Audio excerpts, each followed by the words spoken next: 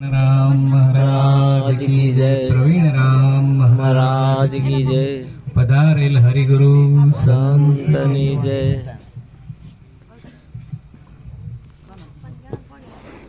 सरस माहौल जाव्યો છે। आधा शब्द गुरुदेव का ताका अनंत विचार थक गए मुनिजन पंडिता જેનો વેદ ન પામે પાર। આગળના સંતો રાજા મહારાજાઓ પણ ગુરુ મહારાજની આજ્ઞા સિવાય કોઈ કામ નહોતા કરતા।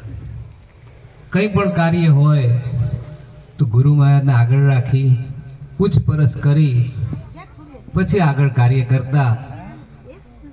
એટલે એક સમયે એક રાજાના દરબારની અંદર આખું રાજ દરબાર સારું ચાલે,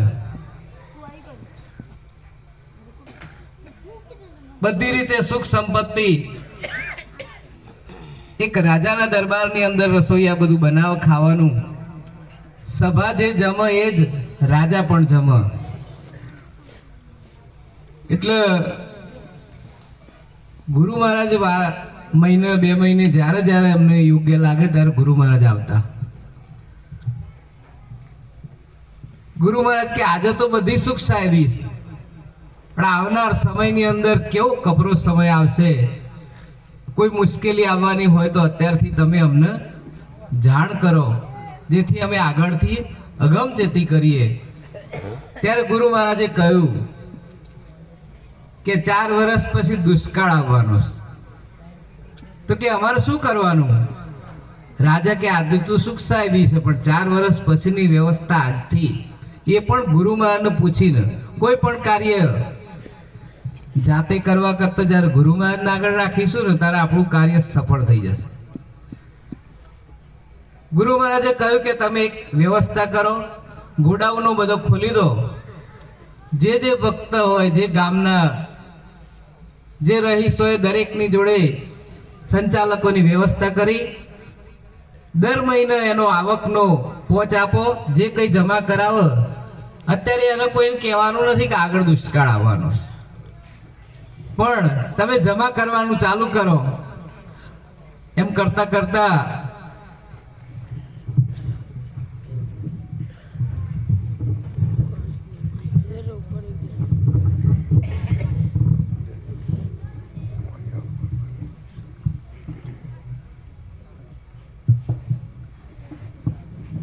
ચાલશે, ઓરડો સમય પાછું જાય છે।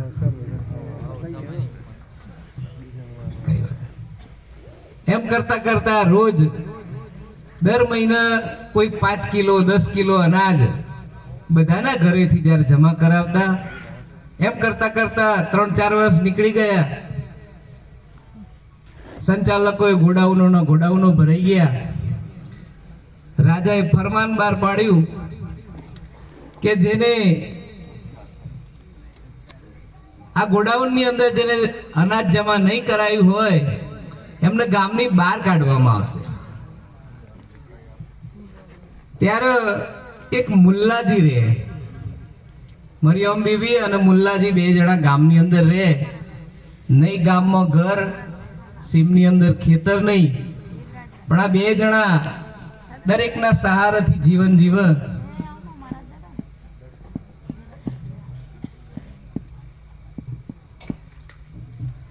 રાજાનું ફરમાન એટલે એમ લાગ્યું કે હવે 1-2 મહિનાની અંદર આપણને ગામની અંદરથી બહાર કાઢવામાં આવશે કે આપણે તો કશું જમા નહીં કરાયું।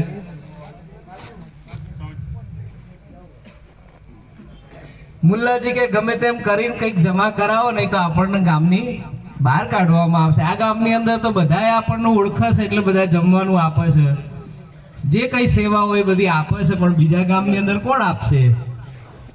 ત્યારે મુલ્લાજી આગા પાછા થાય, આ સંચાલક બહાર બેઠેલો, મુલ્લાજી વાળી લે ને બધું। તમે અત્યારે મંડળીઓ ચાલતી હોય ને એ બહાર જુઓ તો 2-5 કિલો અનાજ વેરાયેલું હોય, પણ વાળવા મળે નહીં, એમ લેવાય નહીં। એટલે મુલ્લાજી આગા પાછા થાય, 1 ઘઉંનો દાણો લીધો, વિરેન્દ્રભાઈ 1 ઘઉંનો દાણો લીધો અને એકના 2 ફાળિયા કર્યા। અડધો દાણો હાથમાં લઈ અને સંચાલક ગમે ત્યારે હતો वीरेंद्रभाई जो हमारे के आपकी गोदाम में मेरा आधा दाना जमा करवाता हूं। એટલે ખુશ મિજાજી સંચાલક એટલે એને પોચમાં લખી આપ્યું કે આપકી ગોદામ में मेरा आधा दाना जमा करो। મુલ્લાજી ખુશ થઈ ગયા, રાજીના રેડ થઈ ગયા, ખિસ્સામાં ચિઠ્ઠી ગાલી અને ઘરે પહોંચી ગયા।